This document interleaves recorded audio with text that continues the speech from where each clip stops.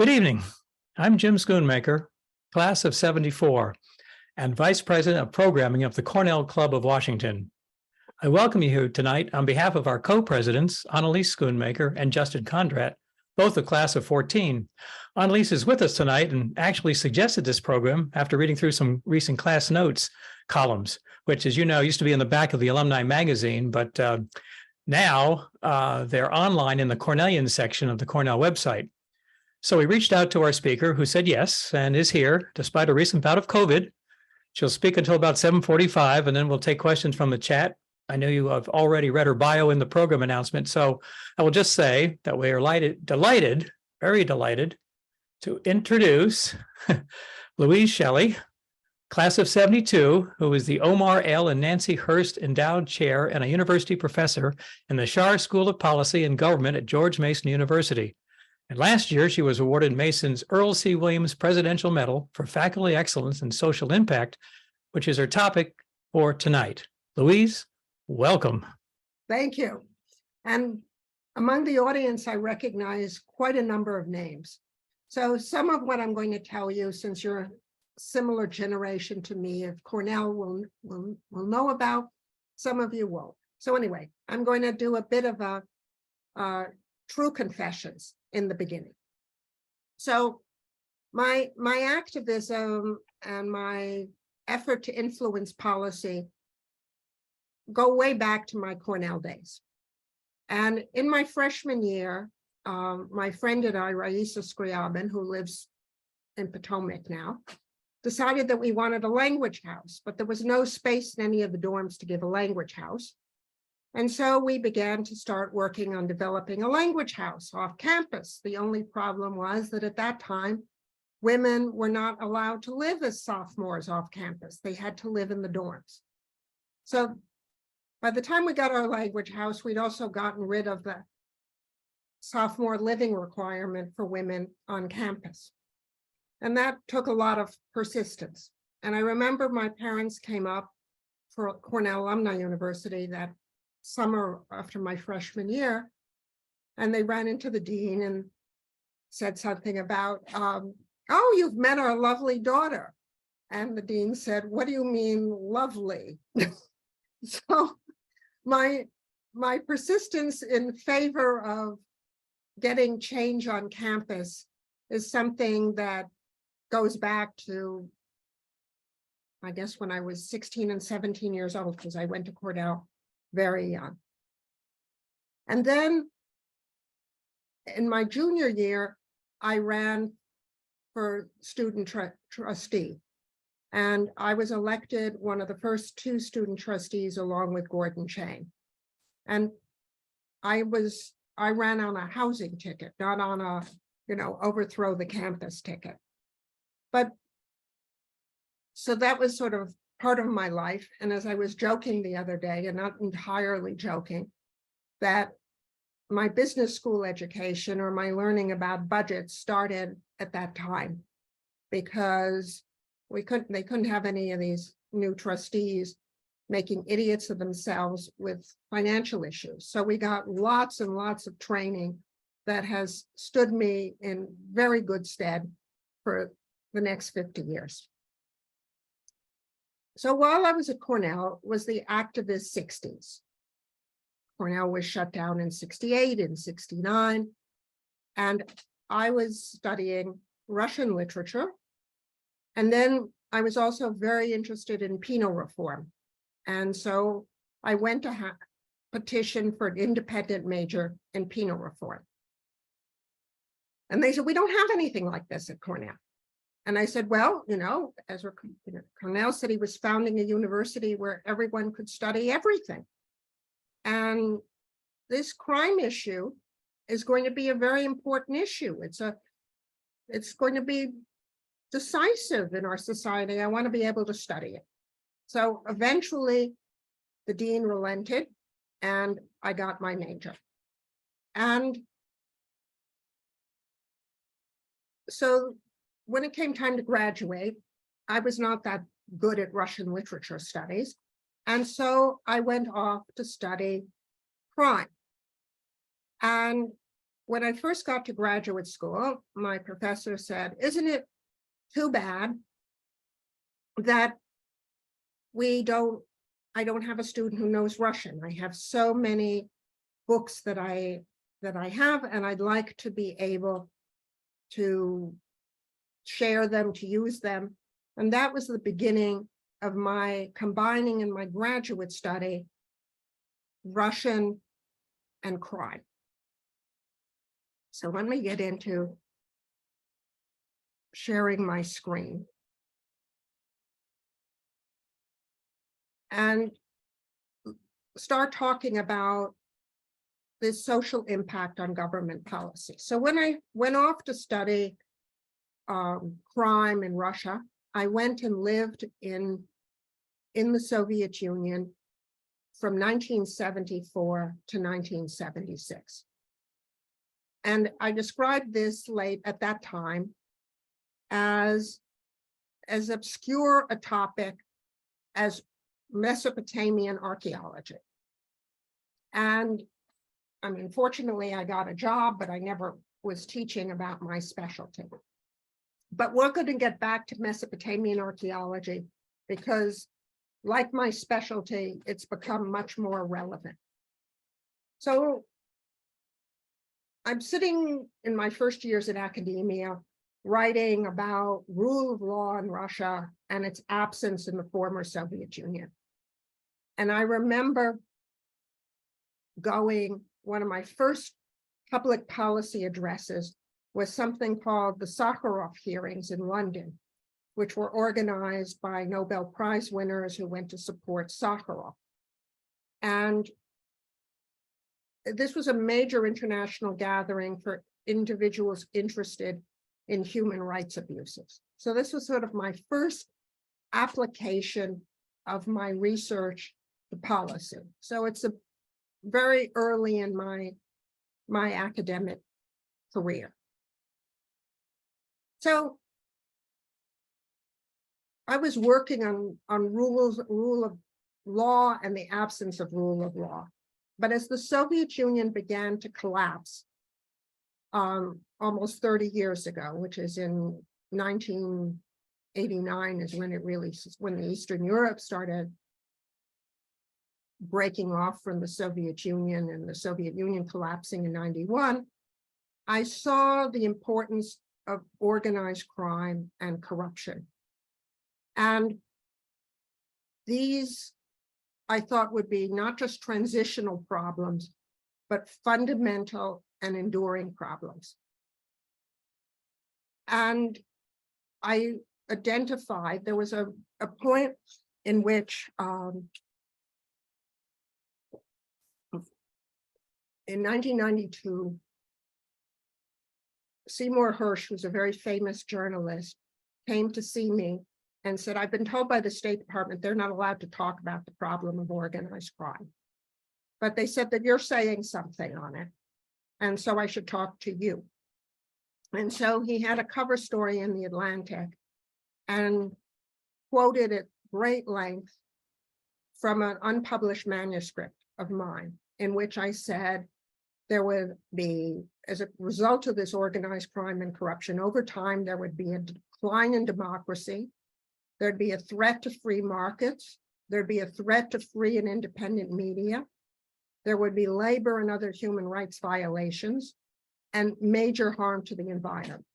So that's what I saw as the prediction of what was coming. And everybody else is sitting around waiting for democracy and free markets. And I remember giving a talk at the State Department, and I mean, I've never had a migraine in my life except that day, but they just said to me, I didn't know what the hell I was talking about. But if you look today at what we're looking at in Russia, and we see that a journalist has just been arrested today, this is what we're facing. And we see these consequences today in Russia's war with Ukraine, as Russia could not stand the kind of democracy and free and independent media that was going on in Ukraine. And we invite you on May 2nd of this year, the class of 72 and 73 are doing a class event that I helped organize with Steven Stastanovich, who was ambassador at large for the former Soviet Union and is doing marvelous events at the Council on Foreign Relations. He's also class of 72.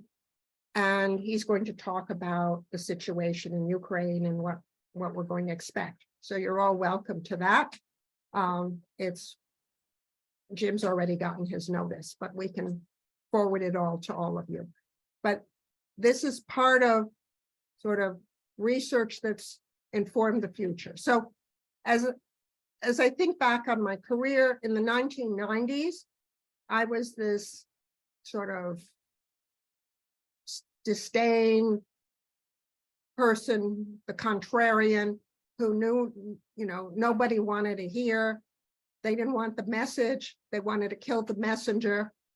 By the 2000s, as things became much clearer, I became part of the establishment, like being a member of the Council on Foreign Relations.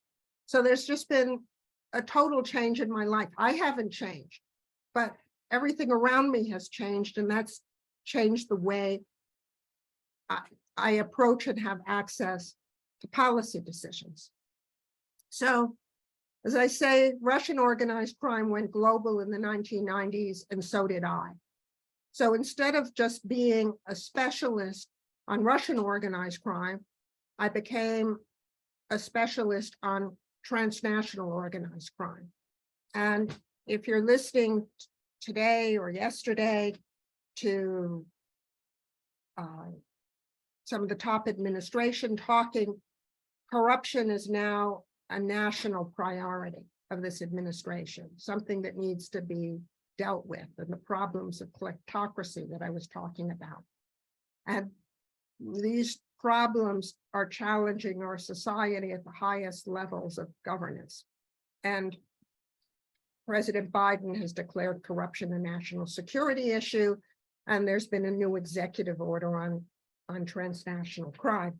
So this is sort of my transition of how I was writing becomes topical, not because I've willed it into this, but the problems that I've identified have become so significant in the world today that they can't be ignored. But my early research was all done through individual interviews, through reading, through copiously putting together, reading legal cases and understanding them.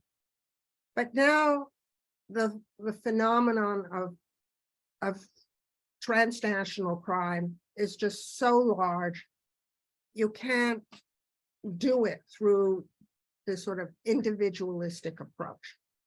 And so I run a research center called TRAC, which is called the Terrorism, Transnational Crime and Corruption Center. And we actually work in teams on many issues, often requiring big data analytics, because the criminals are moving literally billions of dollars. So much of the illicit activity that we're looking at in the world is going on in the internet that you can't do it on your own. One of the subjects I work on is human trafficking. And there was one case of human trafficking that involved 350,000 websites. And this trafficking organization operated in 50 cities in the United States, Canada, and Australia. So how do you put together a criminal network and understand it without doing much more elaborate data analysis? So my life has changed. So who uses our insights? Part of it is government, including Congress. On Monday, there was a meeting at my university with a conference sponsored by the National Science Foundation. And the National Security Advisor of the House Financial Services Committee said that they've learned so much from our research center that they're going to be changing some of their policy focus. So that, that's just absolutely music to my ears of as an academic. And I'll talk to you a little bit about some of this research that we're doing that shows how you have to study patterns online and what they reveal. And then I caught my COVID, I believe, coming back from the OECD, which is the Organization of Economic Cooperation and Development, a major multilateral body that's based in Paris. And about 10 years ago, a working group, a task force was set up on illicit trade. But now illicit trade is such a major part of the global economy that it's no longer a task force. It's been moved as of this meeting under the trade section of the Organization of Economic Cooperation and Development to study illicit trade permanently. And then there's the Organization of Security and Cooperation in Europe, and I've spoken there many times on human trafficking. And the UN I've spoken on terrorism and other issues and antiquities smuggling. And the IUCN is the International Union for the Conservation of Nature. And all of a sudden, in the last few years, the American chapter has gotten very, very interested in the problems of illicit wildlife trade, illegal timber harvesting, illegal fishing, and came to our organization that's worked on this and said, will you join us and help push this policy agenda? Also, we work with corporations, and that may be unusual for a university that's not in the science and tech area, but corporations are having serious problems with counterfeits, with illicit trade, and we work with NGOs and think tanks. Today, if I weren't still in isolation from my COVID, I would have gone down to a group of the Antiquities Coalition and contributed insights on the illegal smuggling of antiquities, which gets me back to our Mesopotamian archaeology. And I'll talk a little bit more about that. And then we talk to civil society. We work with journalists. We have a new project that we're just starting on helping anti-corruption defenders from Central America. And we're working with a major organization of international journalists. And some of them are writing such incredible crime stories. And sometimes I sit and help them think through their arguments and the patterns that they're observing. So this is what I would say is research that has a social impact. I remember years ago going to lecture at Princeton, and they said, well, your research couldn't fit here. It's just too practical. And so I've never taught in an ivory tower. And I don't think that I'm at this point very suited to talk in an ivory tower. I mean, people read what I write in ivory towers, but I much prefer to be an engaged researcher who's actually having some impact along with the people that I'm with in helping to do things, identifying problems and trying to go off and do them. One of the things outside my university side, about 6 years ago, a little over 6.5 years ago, I was at an anti-corruption meeting, and there are conferences on anti-corruption. And this was just after our presidential elections. And I was talking with a colleague who's a retired Air Force lieutenant colonel. And she said, what are we going to do now? I mean, we're going to face problems with corruption.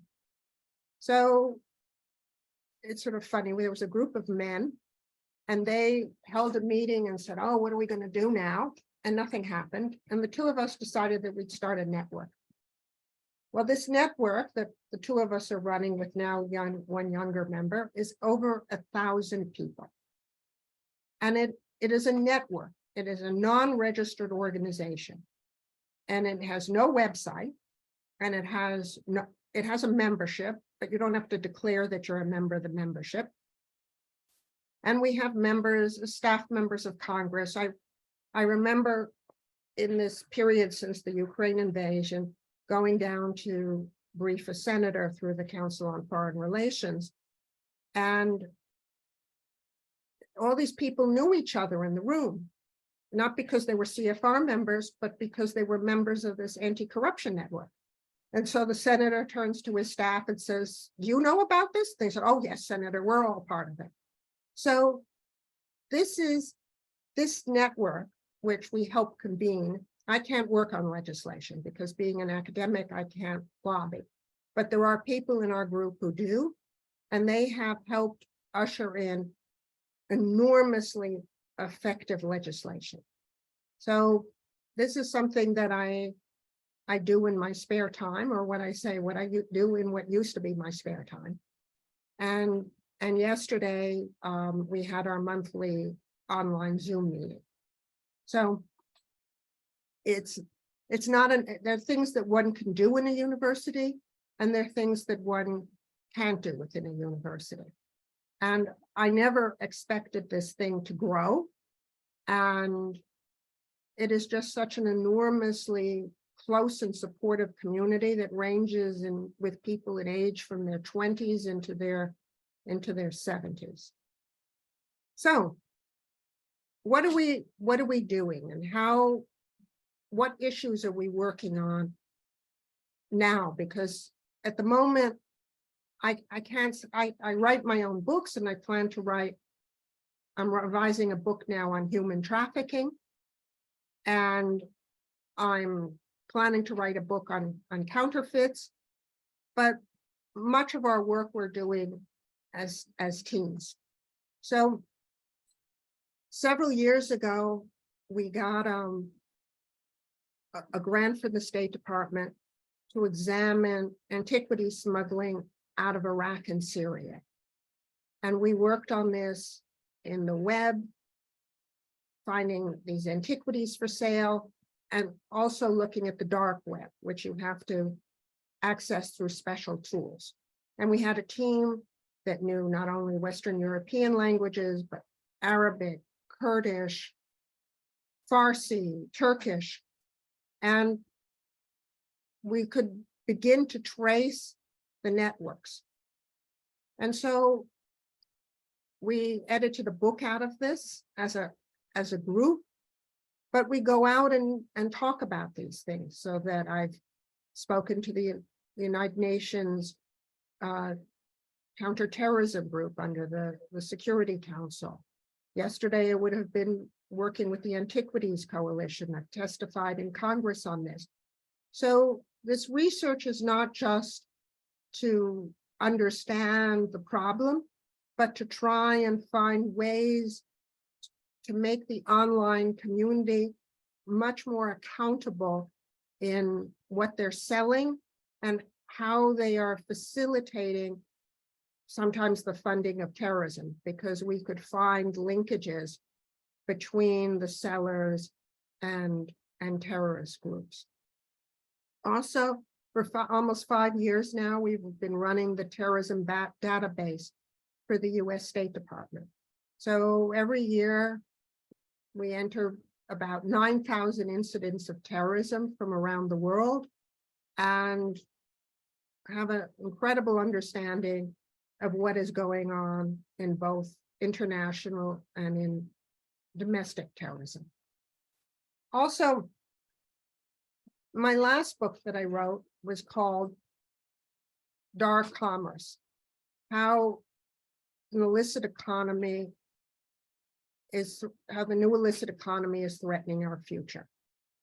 And in that, I talked about fentanyl, and was this sale of fentanyl the revenge of the opium wars? And it was a comment, an insight I had that Chinese are very aware of their long history and don't forget the fact that the US sided with the British in the Opium Wars. So how did I go about studying this?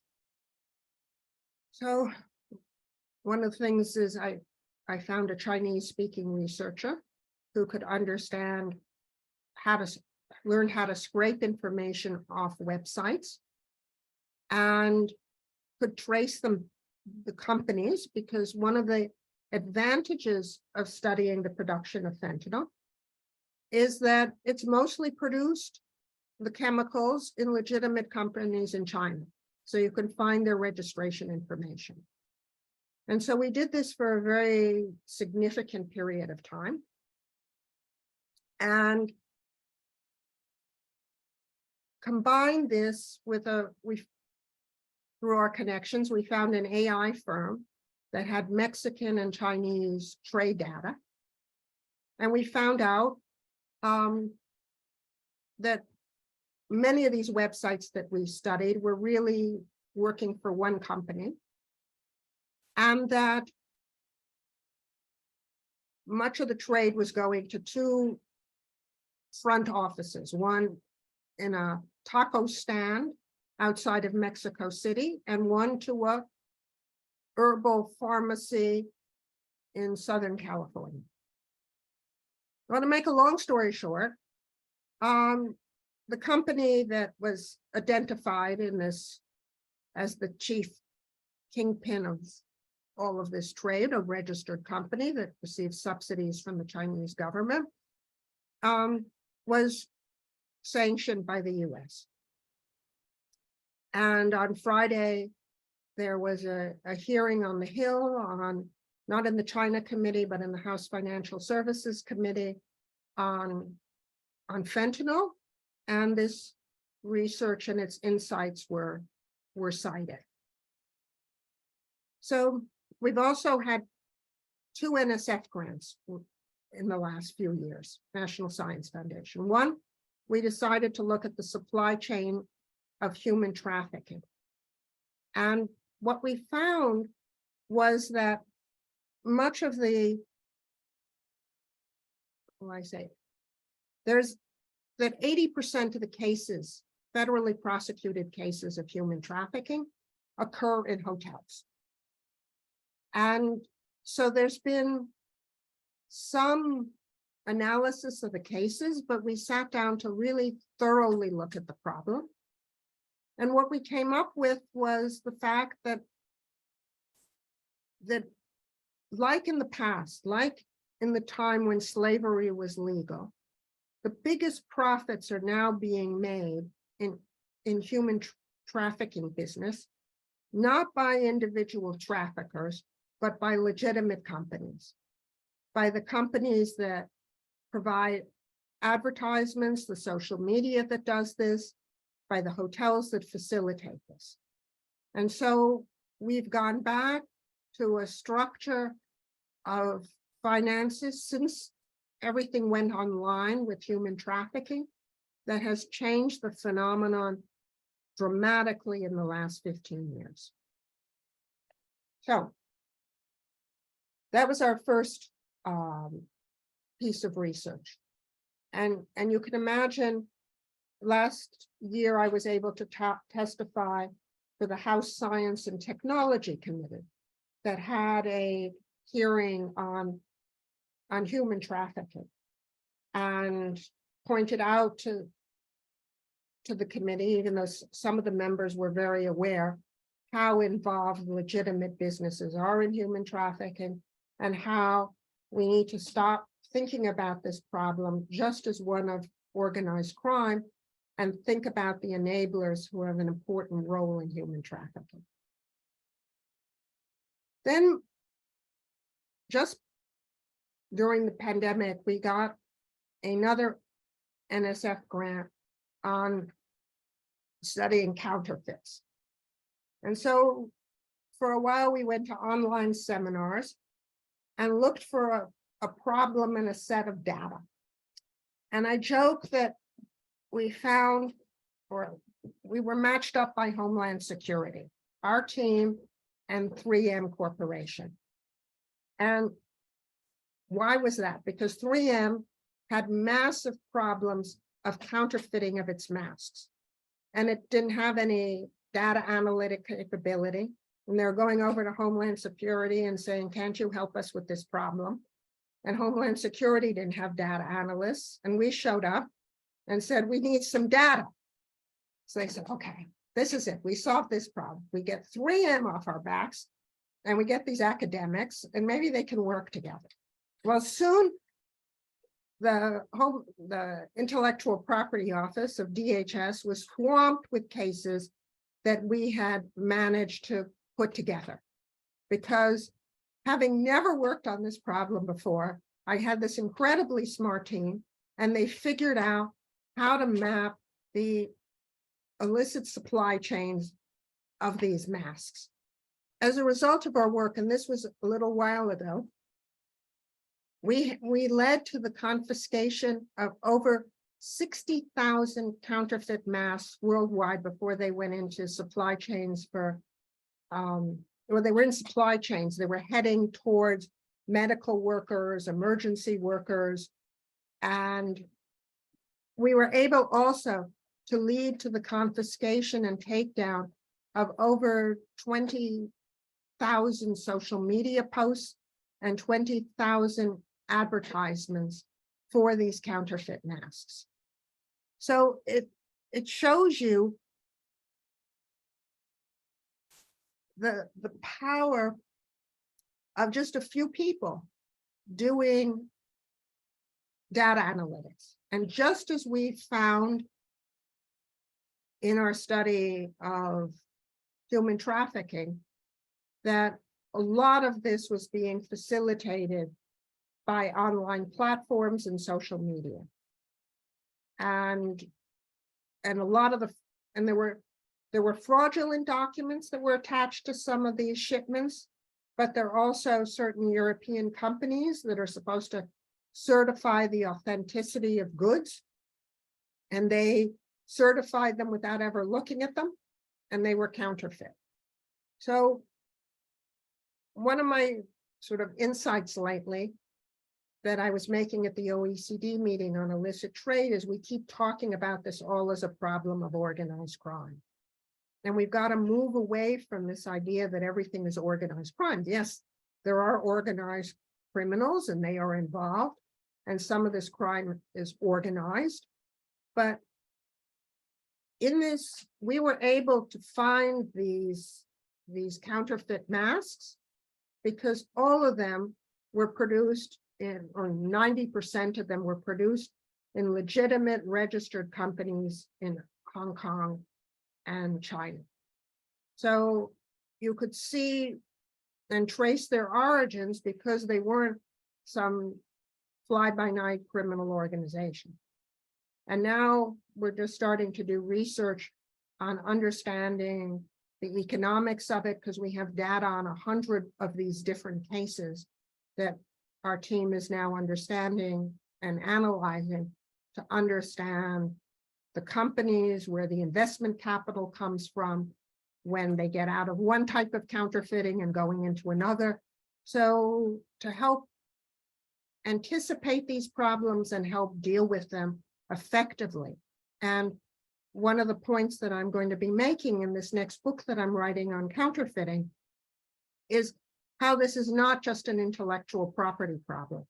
It is a major problem of health and security. And we have talked too much about counterfeit sneakers and not enough about counterfeit medicines, counterfeit food, counterfeit pesticides, things that are really capable of harming the planet and harming ourselves. So with that, I'll turn the floor over to you and get some questions. So, there's one right there. Can you see the chat? Yes, I'll put that on.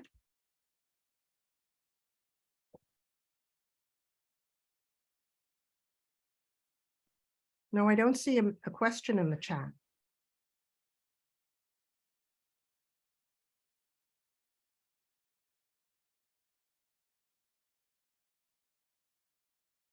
I think they sent it just to me, so I'll send it to me instead of to you. But I'll read it. It says, given what this is from Niels Nielsen. Given what you found about the role of social media in aiding organized crime, what sorts of changes would you recommend to change Section 230? What a great question. I think that so for those of you who don't know, 230 is a provision in the Commerce Code that exempts online platforms for responsibility for what they host.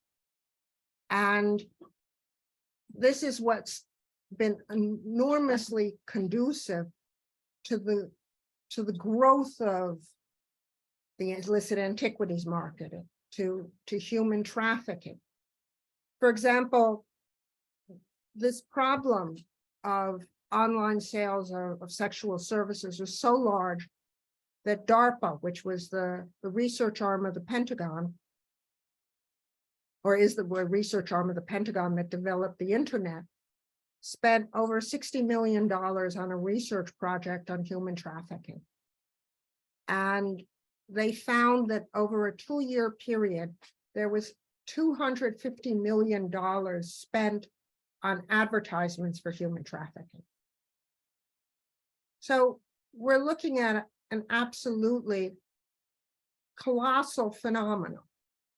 And unless we begin to hold platforms more responsible for what they're doing, it becomes very difficult to do something about this. But on the other hand, the people exploiting the internet are also very, very clever.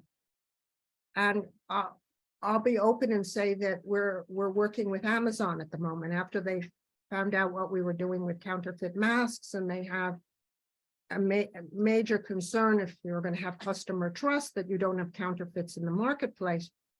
We've been working with them, and I'll say that in doing some of our work on the counterfeit masks, one of my Chinese-speaking colleagues was reading Chinese discussion boards, and they were being extremely explicit and clear to colleagues on how they could outsmart Amazon, how once your ad got pulled, how you could re-register, how you can go back up on platforms. So I think part of the issue is a greater responsibility of platforms, and so particularly social media. We have a lot of problems on Facebook and Instagram that are not spending enough resources to police themselves. But there's also not enough use by our government and expertise in digital analytics to be able to find these, to find the patterns, to find the techniques that individuals are using to enable their illicit activity. And so that's a very big part of it. And the NSF has had a program now for, I guess it's almost 5 years, on illicit supply chains. And this meeting that I referred to earlier on Monday and Tuesday was reports by individuals working in this area. And there's almost nobody in the United States. I mean, we're talking of under maybe 15 people in the United States, 20 people doing serious research on counterfeiting, probably less than that. So how do we fight a problem that's really significant? How do we have the data capacity and the understanding of the problem to begin to address these issues? There are more people looking at the problems of sex trafficking. There are people looking at the problems of fentanyl, but many of these areas that are being facilitated online are not getting the attention they deserve. So we have a question from our co-president, Annalise Schoonmaker. How do you all track online communications of terrorists that may occur in private social media messages, such as Facebook Messenger and Instagram messages? Additionally, how do you track social media stories that disappear after 24 hours and not posted more permanently? Well, we're not going into encrypted conversations, but you'll be surprised when we were doing this research on antiquity smuggling.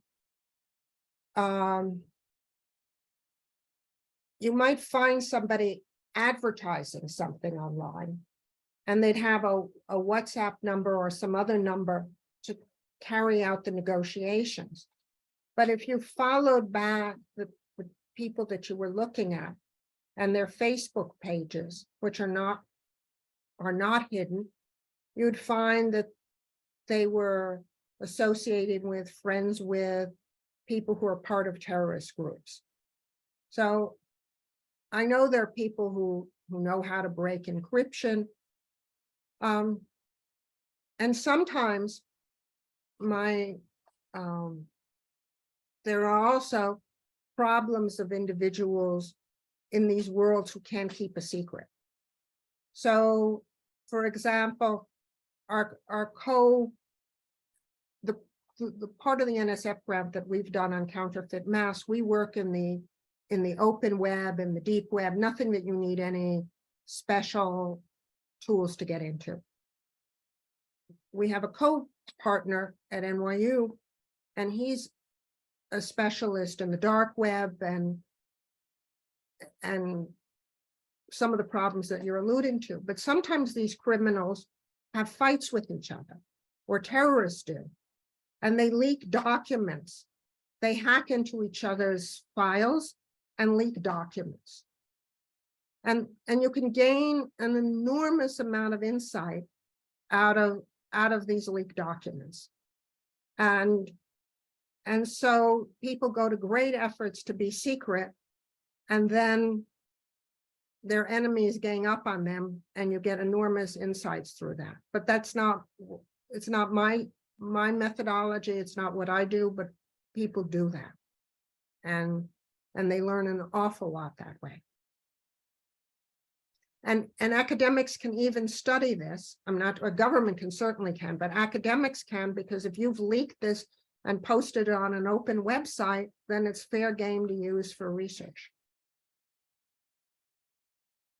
So I don't see another text yet here, a chat, but I had a question. So you serve as sort of a sort of a social impact SWAT team. So how do people find out about you?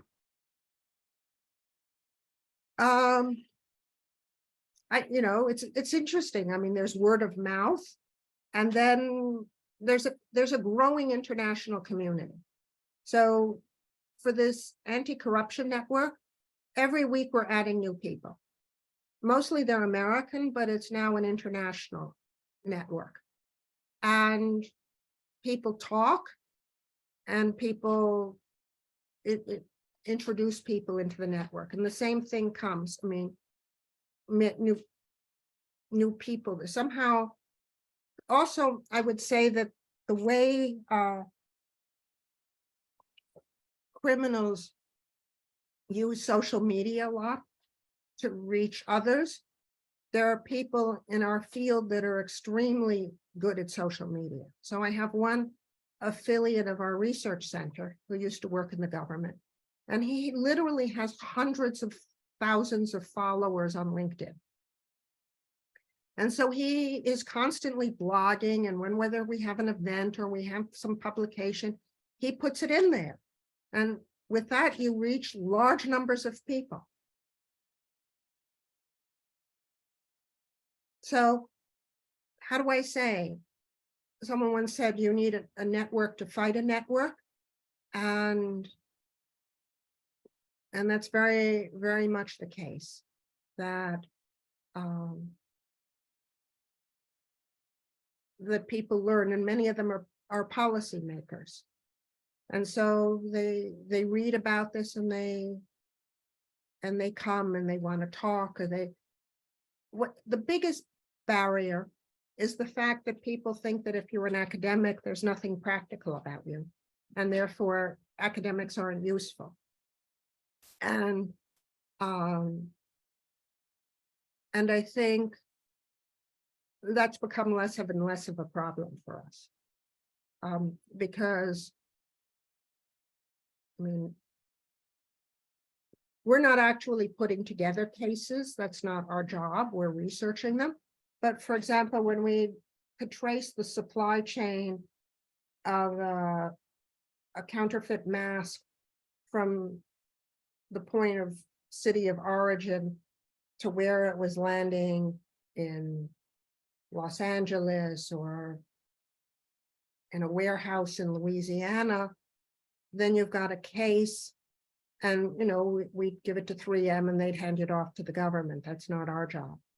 But there are these, but then it becomes, you know, known. You go to say, well, who's actually doing something? And they'll say, oh, well, there's this team at TraC that actually knows how to do things. And so that's, you know, that's how it happens. And then people ask for your research. Well, speaking of of that situation, for a question from Francis Lee, how do you make sure that newcomers to your anti-corruption network are legitimate and not moles from the corrupt side? Oh, that's a really interesting question. And we're really careful about that. So nobody can come and just write and say, I've heard about you, I want to join. You have to be vetted by someone that we know. And then we want to make sure that that person, when they recommend somebody, doesn't just say, oh, you know, I met this person and they seem interested. We really try and be careful. I'll tell you. I mean, this is not a trivial question. So many years ago, when the country of Georgia was one of the most corrupt countries of the former Soviet Union, we had an anti-corruption center.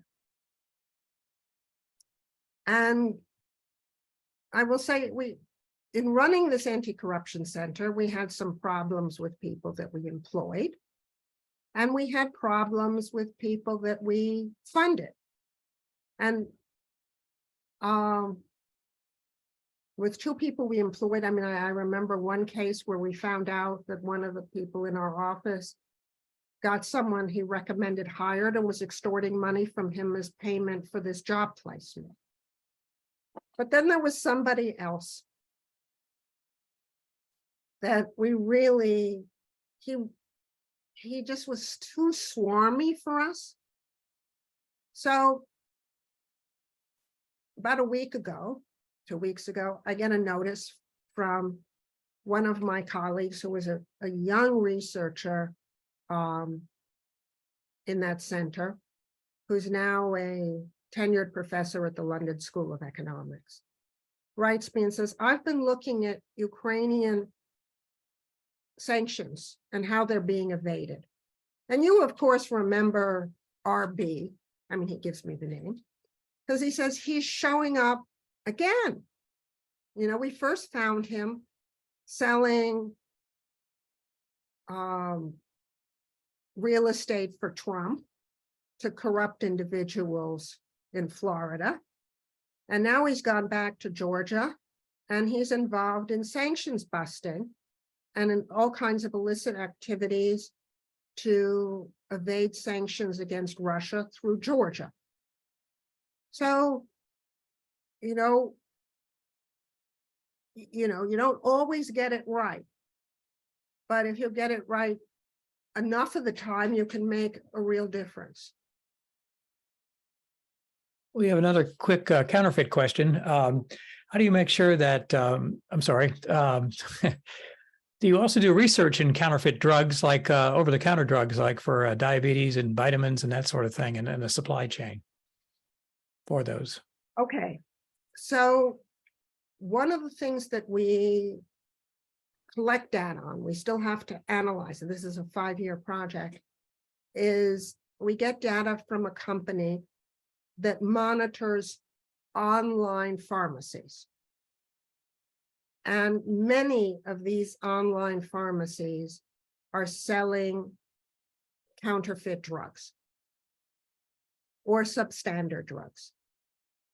In fact, if I were, giving you a class lecture like I did last Monday, you could see a screen where over 80% of the online pharmacies are illegal.